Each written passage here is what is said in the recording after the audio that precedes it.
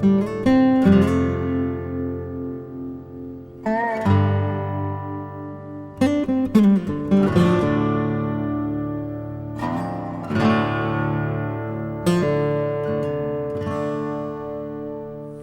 guys, I just stopped here, take a little restroom break, and just dropped the pack for a second.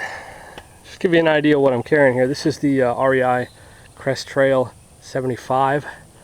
It's a actually Crestrail 70, I believe, but the large size, which is what I have, is apparently 75 liters. It's not a bad pack. It's got a lot of room. It is adjustable in here. This is focusing. You've got Velcro here and you can adjust it to different torso lengths, which is nice. You've got your load lifters, adjustments for the back of the lid. It does have a small aluminum frame that comes down through here.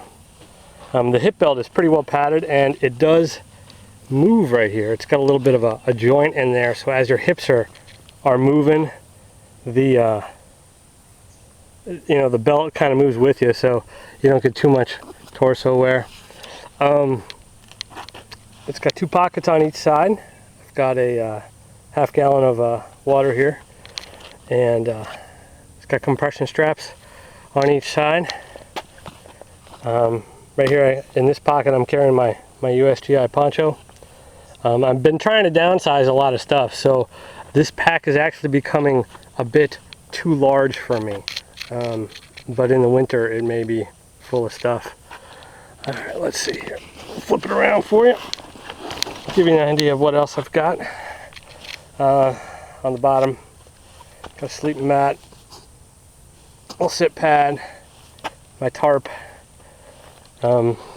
You've got these little straps right here,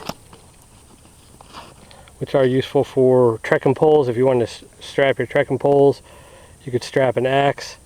You've got a little pull through here. That'll tighten it up, and then you can pull to loosen it as well. And they have one of those on each side.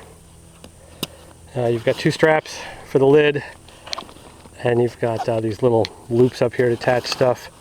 You have a zipper right here, which is a waterproof zipper to get into the lid, as well as a zipper on the inside. And then inside the lid itself, you also have a little zippered pouch for keys and wallets and things like that. The front here, it's got this kind of neoprene stretchy material, and it is adjustable. With vents on the side, you could put wet things in here. I carry some things that I may need to get to, poop kit, little shovel, my food rehydrator bag, and then I've got the straps for my hammock in here, tree straps, and there's the adjustment here as well. One of the downfalls that I don't like about this pack is these zippers. These waterproof zippers are really hard to do, particularly one-handed, but you do have at least a grab hold here for when you're zipping it closed. But there is this pocket out here in the front. Hang on one second, apologize. Yeah, we'll edit that out. And you can put stuff in here. It's pretty big. I end up seeming to have a lot of stuff in here. And so what I've done is I've organized things a little bit better and put them in bags, and that way they're actually in the main compartment. I'm still kind of trying to figure out the layout since I've been downsizing stuff, trying to get everything all organized. On each side you have zippers. They do go into the main compartment, sort of like a panel loader. These are waterproof as well, so they're a little bit hard to get into, and they go right in to there. The problem is that a lot of people don't like is there's this little loop right here, so you can't completely open this and pull it out like a panel, but you can only open it there. There is a compression strap right here on the top, and it does have a little cord lock and extension collar here. And inside I got quite a bit of stuff. This is pretty much everything that I would take camping with me. For the most part, I'm a little light on food, heavy on water as usual. I would probably have more food, but it fits all this stuff. I'll pull this out here real quick. So I pulled everything out for the most part. It does have this little hydration sleeve in here, and this is a 3-liter bladder. So it'll fit in there. It's got little clips up here at the top to keep it from sliding down as well. The biggest problem I have with this sleeve is that once you have everything in there, it's kind of a pain in the butt to get your hydration bladder in and out, particularly if you want to fill it. I have a break right here in my hydration bladder so I could input my filter if I needed it, and I just think it's going to be too much of a pain in the butt to get the bladder in and out. So I've got a plan for that I'll do in a later video. Right here at the bottom, that little white trash bag is my fleece sleeping bag liner that I would pretty much bring with my hammock to use in place of my sleeping bag, because I don't really need a 35-degree bag when it's 90 degrees out. What you can't see right here, as I turn the camera sideways, there's a zipper that goes all the way across. This is your sleeping bag compartment. It does go all the way over here. These are not waterproof zippers, and there is a little flap that kind of goes over the zipper to help shed rain, but it's not waterproof. There is also a piece of fabric with buckles that can go across to separate the main compartment from the sleeping bag compartment. But as you can see, I don't really have a whole lot of stuff in there. You know, stove, you know, clothes bag, hammock, bug net, tools and accessories, hygiene kit, you know, food bag, and my hammock, and that's it. There's really not a whole lot to put in here anymore, as I've been downsizing, like I said.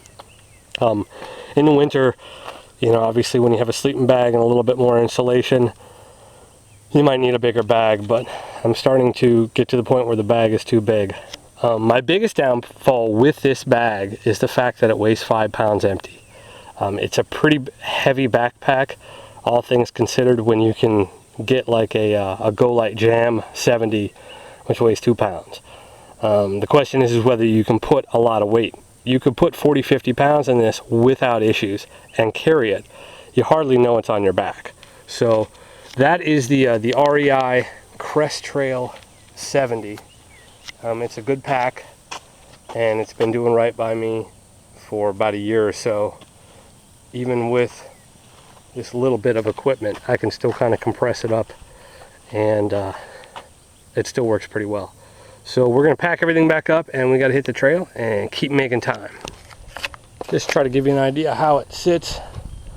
Like I said, it's not really packed too much, but you've got your load lifters here.